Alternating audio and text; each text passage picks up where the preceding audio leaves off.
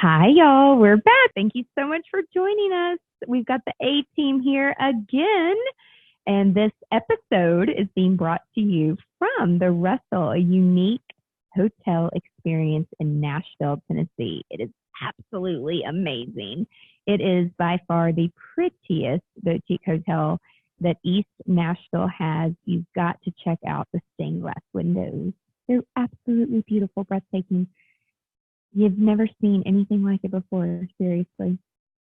All right, A team back. Today, we're talking about jaw-dropping guests. And this is real stuff. This is not anything that we made up in a movie. Make this up. No, we can't make this up. These are not things. I just cannot believe people do these things. Some of the things that we're going to share with you all are literally so jaw-dropping. I'm talking like sex on tables, humping dogs.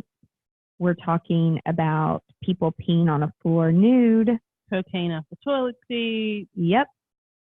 All the good stuff. Brides catching on fire. Brides catching on fire. That's a really important one. Yep. Yeah. So we're gonna break it down. Welcome to Business Unveiled, the podcast designed to help you thrive in the creative community. Here's your host, events and productivity consultant, Angela Proffitt.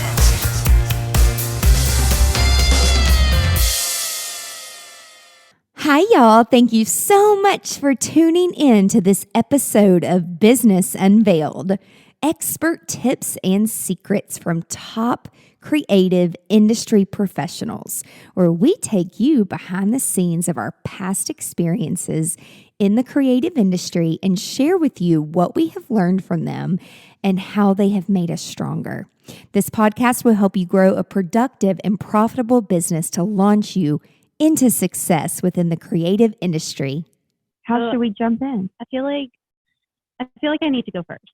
Okay. We need to start with the least worst of the worst. I don't know. This is pretty I think this is the best. Starting off with a bang. Literally.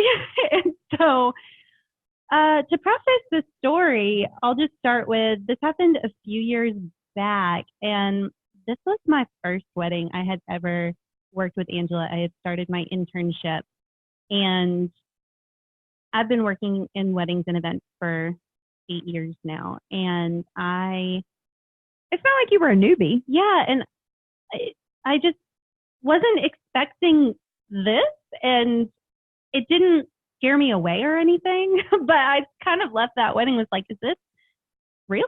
Is this really happening? What kind of event did these people put on? So this was my first impression of an Angela Proffitt wedding.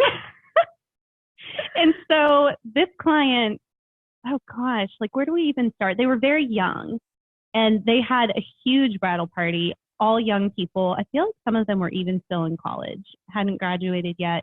And so the mindset was just a very young mindset. And this particular wedding was kind of like an indoor-outdoor thing. And they had different areas where they were doing different things. They had dinner in a tent, and then they had dancing and stable house. And they were spread out on the property. Yeah. And I guess the first thing that kind of kicked off this wedding into crazy town was they had an ice luge, and they didn't order any liquor to go down it. So again, this is my first Angela Proffitt wedding, and it was so much fun. But I'm like, why do we need liquor? We just had beer and wine, and I didn't realize they wanted an ice sculpture with their monogram with a luge to pour liquor. So let me just tell you that.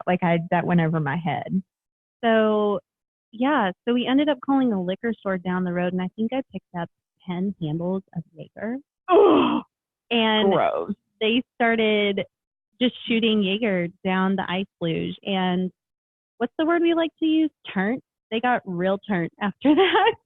And the groom was picking up his mom and throwing her across the dance floor, not literally throwing her, but not being gentle. And it just turned into a crazy party after that.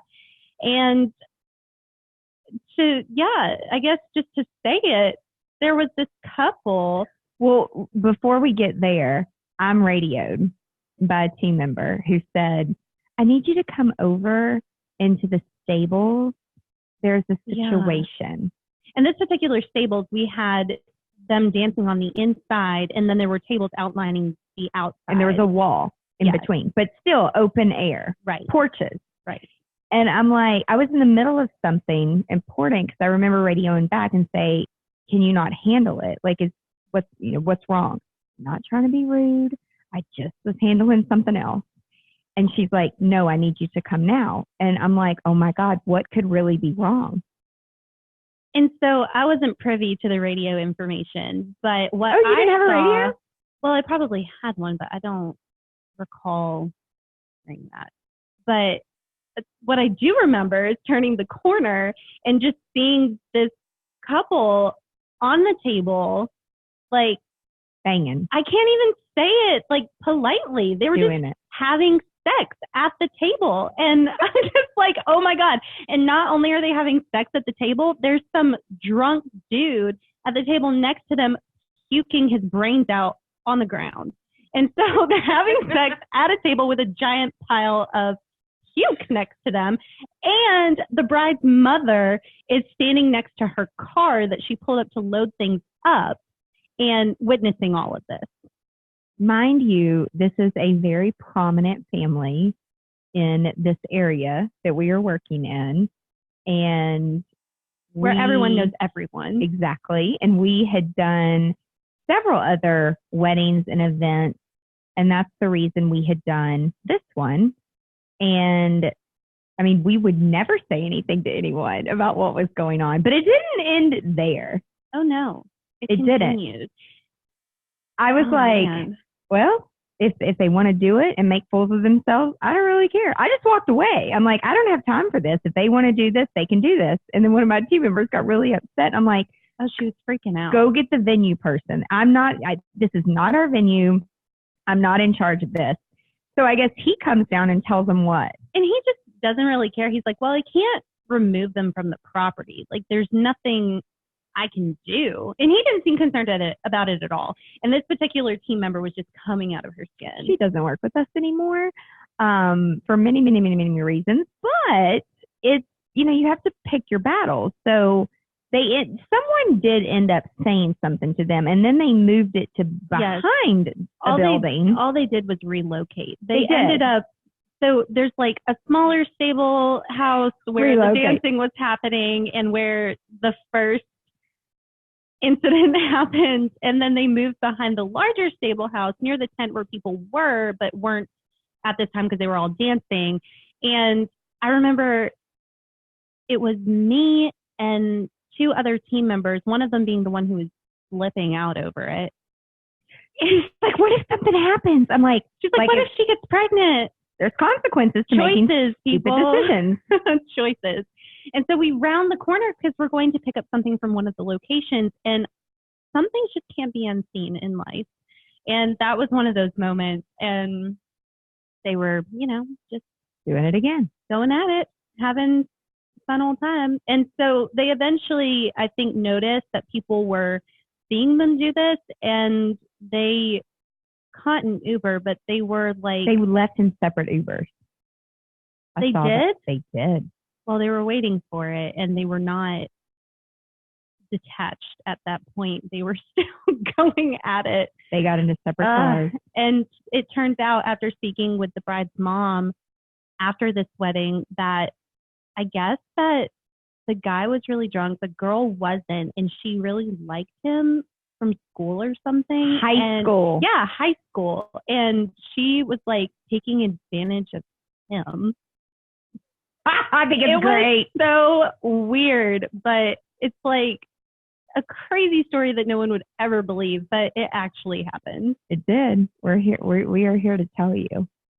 So, Asha, what was your most memorable jaw-dropping guest moment? Oh, that's a good one. Well, I do want to go back. I feel like the experiences like that you have at weddings, that was like your welcome aboard wedding. Yeah, there was no, and you know what? Hey. Like, is you're just going to throw you into the fire, Yes. What the did best you way to think? do it. What did you think? Honestly, like, I feel like I didn't really think much. Like, I just went home and was like, okay. But I've had like so many different life experiences and just crazy things happen to me that when I see stuff like that, I'm just like, it's the world. Yeah, things happen. Yeah, shit happens. That's funny. Well, I can't say, it's not since I've been working with Angela. It's just, I feel like as you get older, all these experiences that you have, I mean, nothing surprises me anymore. No. I probably make a face. I'm like, that's a new one. I know the Aja face right? from across the room. I'm like, okay, that's a new one on me. But am I surprised? Probably not. So this particular event, one thing I can say is the bartenders, it was just kind of rough. They were not the nicest people, and they just wanted us to respect their venue, which I get. And they do have reason for that. Absolutely. So they don't want their liquor license revoked. Yes, which is, huge for them. But essentially what had happened, that's kind of how the day started. We didn't start off on the best note with the bartenders, but and they were late opening the venue, and that's part of the reason why. Yes. And so throughout the night, guests were getting more turned. Is that the word we're using? Turned. Drunk. If you don't know what that means, drunk. And, you can tell that the bartenders were getting frustrated at different things, whether that be, they were kind of tired of us asking for drinks to give to the bride and groom. I mean, there was just a lot of different things that were kind of triggers toward them. Part of it's because you have to be ABC licensed to serve alcohol, which a good portion of our team is, but you have to turn in your ABC license to the venue in order to serve drinks. Yes. And they did not want us, even though they could visibly see us bringing it to the bride and the groom, they didn't want us carrying drinks to them. Absolutely. So that was part of the reason, I guess, they were frustrated because they didn't have the staff to do that themselves. They didn't have the staff to do it themselves, and, but also, too, it was a liability issue. And we're all about the experience and the service. So we're not going to make the bride and groom go up to the bars themselves ever to get a drink. Agreed. And so let's say, I mean, it was at least a good 30 to 45 minutes before last call. And we never say last call, by the way, but we knew internally that it was at least 30 to 45 minutes. They were still serving drinks. Everything was fine. And then all of a sudden, I see a bartender running across the room, and he's just fuming mad. And I don't understand why. And he doesn't ever hide his emotions. He's a very expressive person. Yeah. And so our take on what had happened, he comes out of the bathroom. It was clear that he had, I guess, taken a small break, and it wasn't a break. But he had come back and had made this. Well, first the dad came up to us, I think, and then we talked to Angela because he came up and he was like, why is the bar closed? And then we learned about that. Well, yeah, so the bar was closed because of the reason why after the bartender had gone into the bathroom. But long story short, he'd went into the restroom, and there was a group of guys who were in the bathroom doing cocaine off of the toilet seat. It's line. How desperate are you? And apparently, in all of their coked up minds, they forgot one major thing, and that was locking the bathroom door. Mm-hmm. So not only were they doing this in the bathroom, but they were doing this with the bathroom door open. Of course, it was one of those situations where they completely denied it, but I mean, everything's on camera, And also in a venue where it's specifically posted not to bring illegal substances inside the venue. Not that you should ever bring them anywhere. But, I don't know. If you're going to do it, be smart about it. I guess. But my most favorite, yes, that was jaw-dropping, but my most favorite was afterwards when we're doing the exit or the send-off, and Angela casually goes up to the suspected guys or suspected individuals who did cocaine, and she's like, who's your dealer? Is this a real question right now? And then you just casually ask them, so how you doing? What's going on? And I'm just like, what? I think you should leave. Yes. And so, But I was trying to find out who his dealer was because my brother could have busted the dealer. I know. And I'm just like, wow, jaw drop one was the cocaine on the toilet. And then you were the second one. It was just so funny. And it was definitely a party crowd, but they're such good people. Like these are actually really great, genuine, good awesome clients, people. and we love them. And yeah, they had a party crowd, but I would have never expected someone to do that. Or at least do it either. somewhere else. Yeah. And so then he's like, I'm just going to walk off the property now. So I followed him and like, I was like, do you realize that by you bringing cocaine, A, into here, and B, snorting it, and C, letting people see you do that, you almost caused this entire wedding for my bride and groom, i.e. your friends, to be completely shut down. Why would you do that? Why would you even think when you walk out of your place, wherever you live, your truck, your car, wherever, that like it's okay to you do cocaine, you live in a truck or a car. I'm just saying, like, why do you think it's okay and it's appropriate? You had to have been drugged up before you ever even walked in. Absolutely. Like seriously, like don't do that. Yeah. Like these people have spent a lot of money and invested so much effort in making sure every single guest had such an amazing experience, and then your little mister could have ruined it all.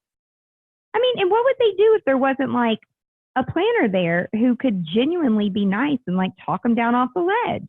And I would say too, if you are a vendor or a bar manager or really anyone listening to this, if you're going to talk about it and flip out about it, please pull us aside privately to talk to us about it, because when he came over to us all flustered, the dad was standing right behind him and heard everything, and it was just not appropriate.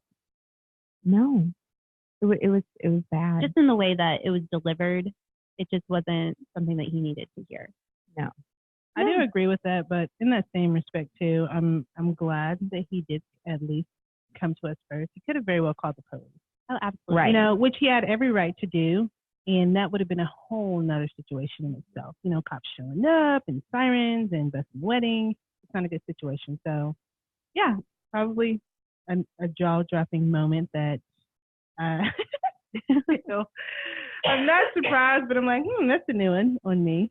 So, or what about the time that the bride's like, yeah, my friend, we'll just call him Tom. Tom's going to MC the whole wedding. And we did have a band, but because we have challenges with MCs, you know, we like to hire them.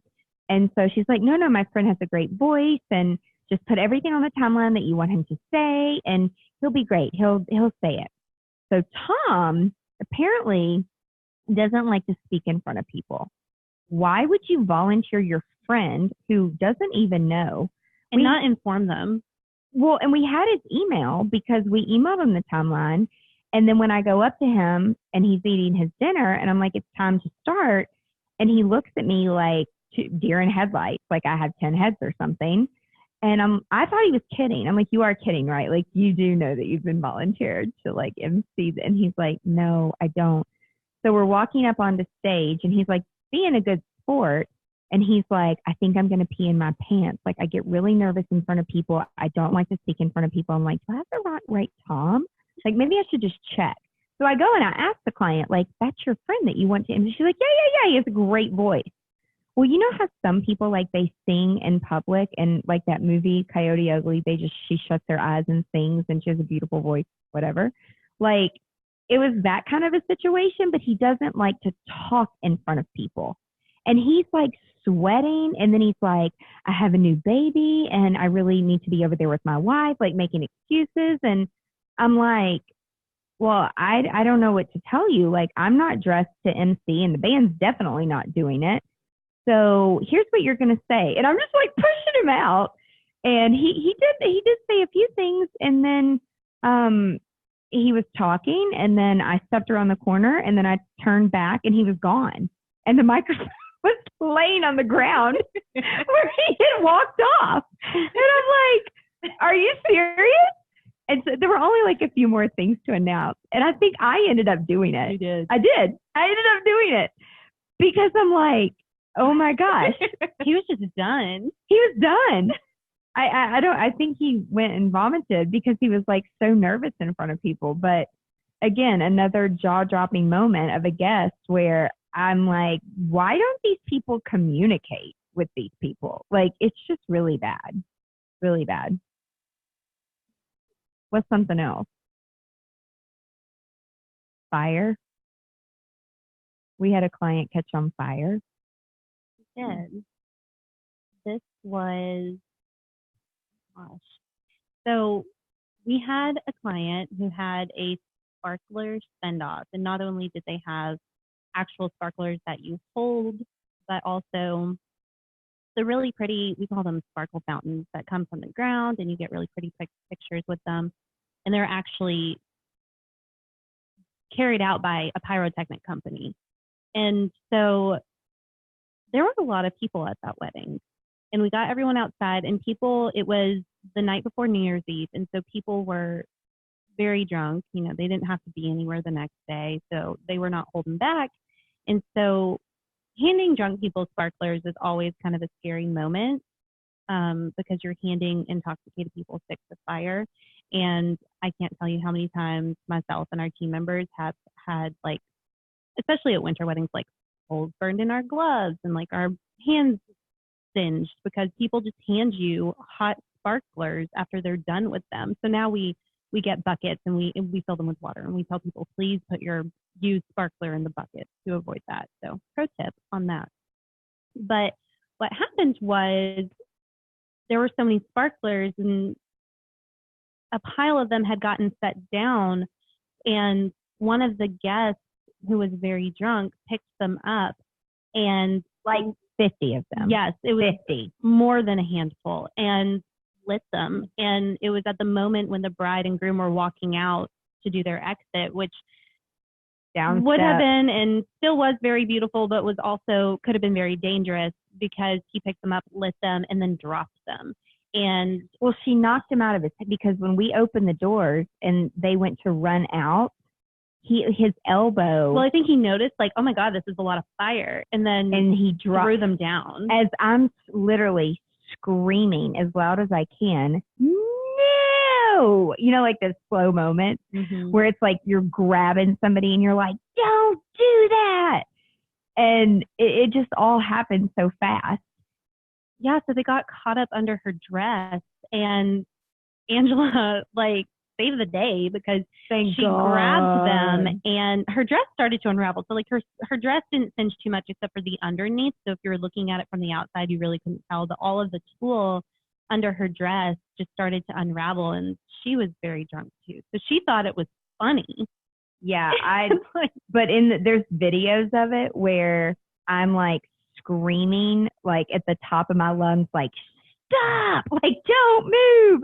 So we could like get all the sparklers out from under her dress. Like, what? Yeah, but she did. She paid attention, even though she was really drunk. And she's like, oh, okay.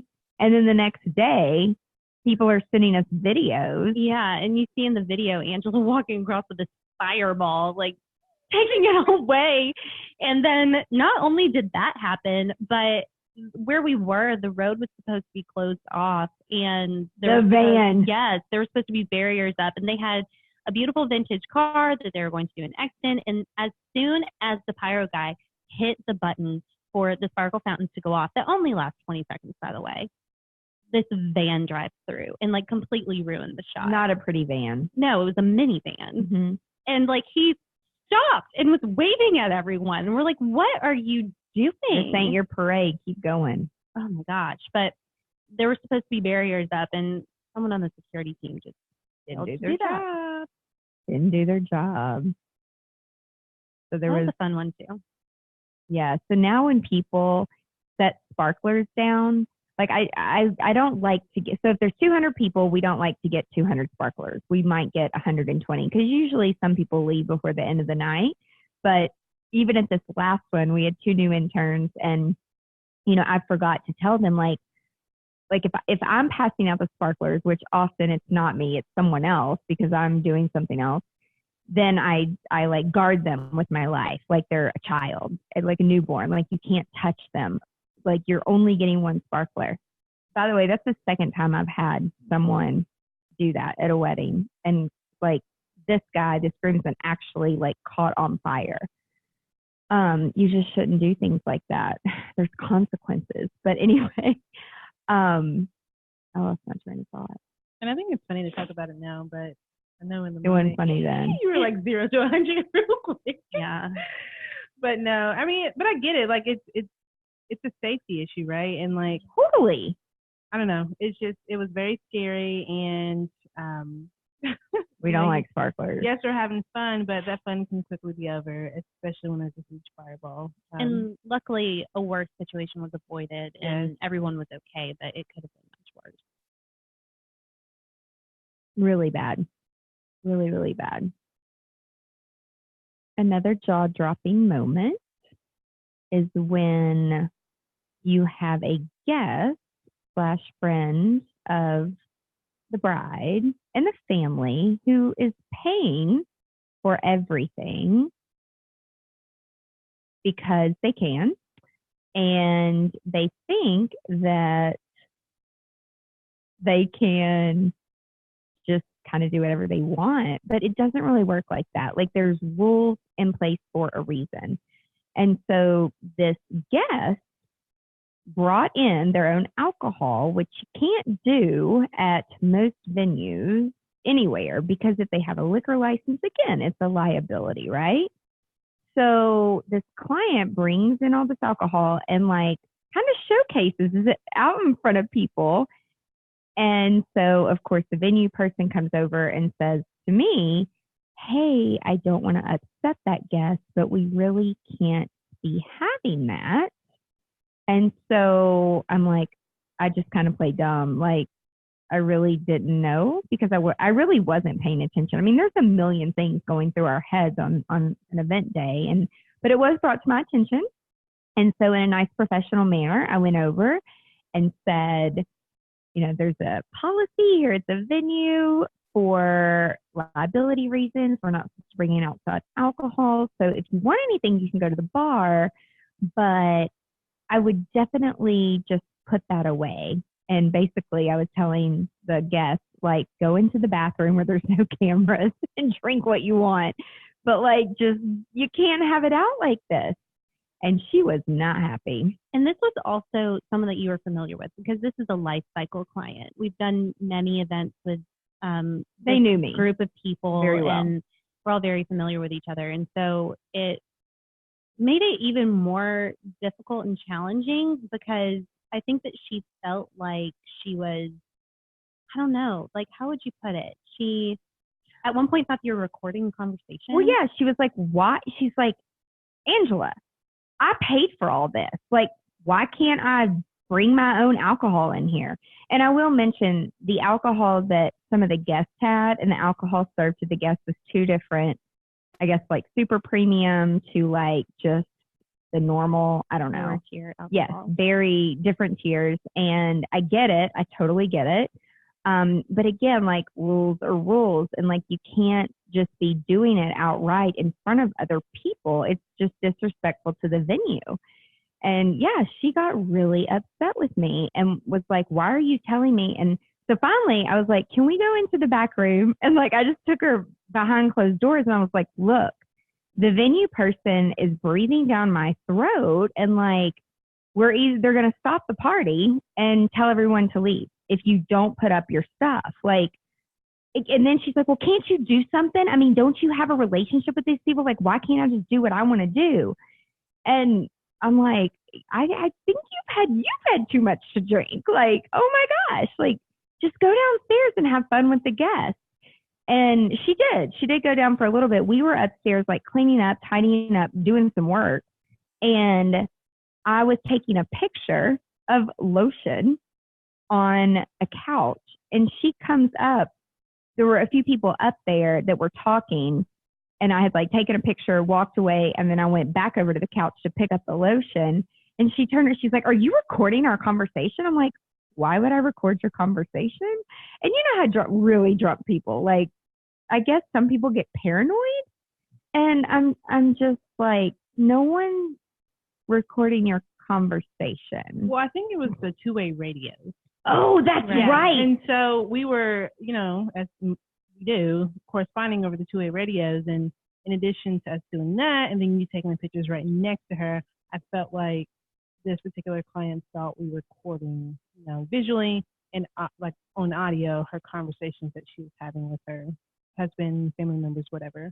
So I do think that that's where that came from. But You're right. the comment at the end, it was very crazy. And I don't know if she wanted to say this or not, but it was something to the fact of like, I've been in court once and I'm not afraid to go back again. And it was just really crazy. And She got really hostile. yeah. And then she stormed out and left. Mm-hmm. Yeah.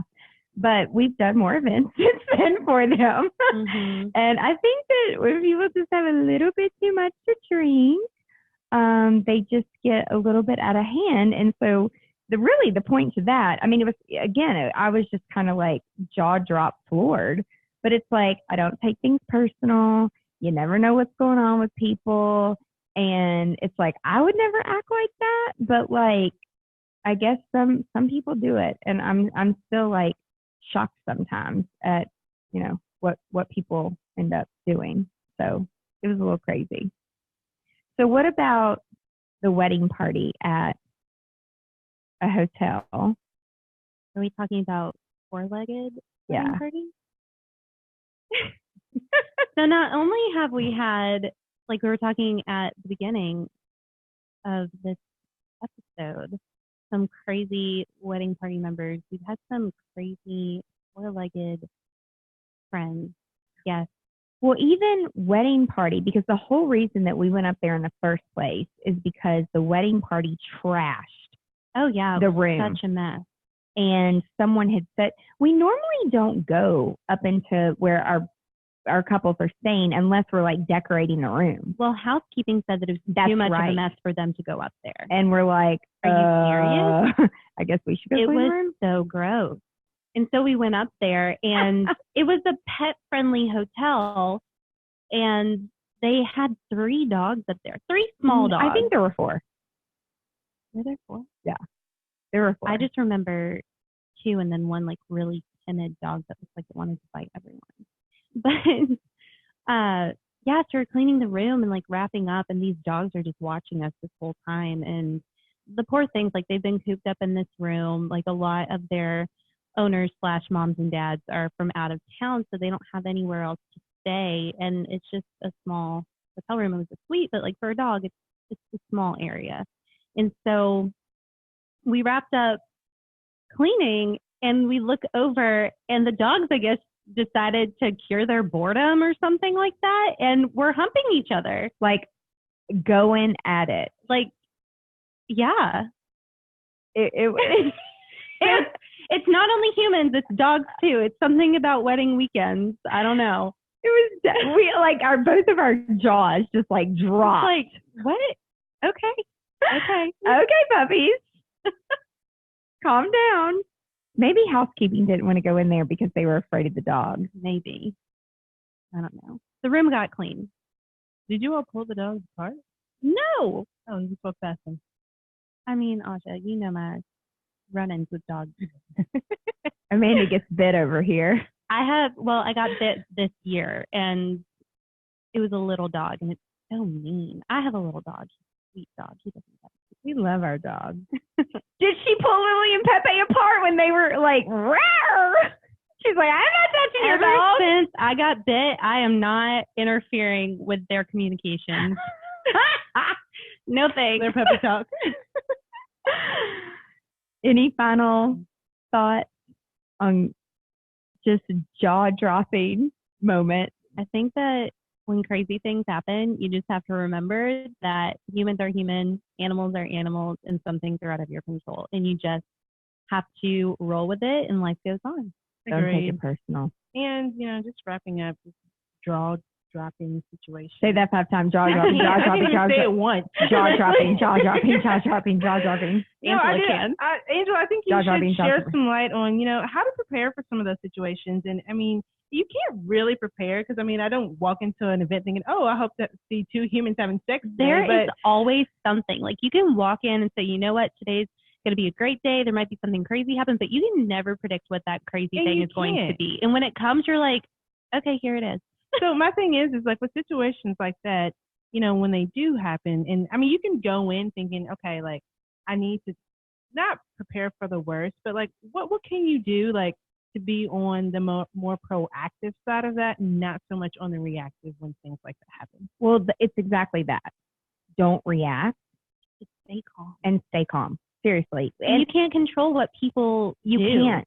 And sometimes, like, there are times where I look at a situation and I'm like, that's not going to change anything, and it's not harming anybody else. And if they want to make a fool out of themselves, then I'm going to walk away. And I don't do anything.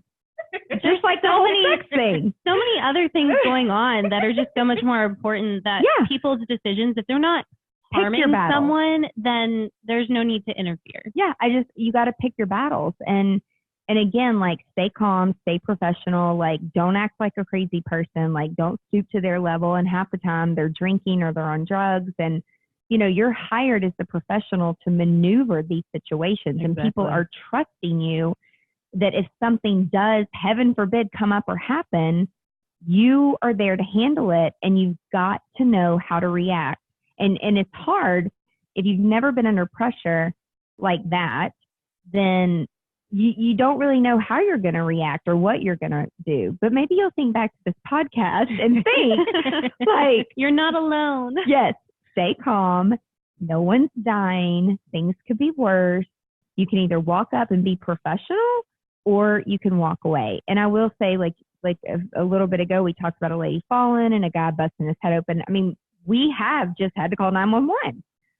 Sometimes, like, it is above your, I'm not going to say pay grade, but it's just out of your hands. And don't try to do everything yourself.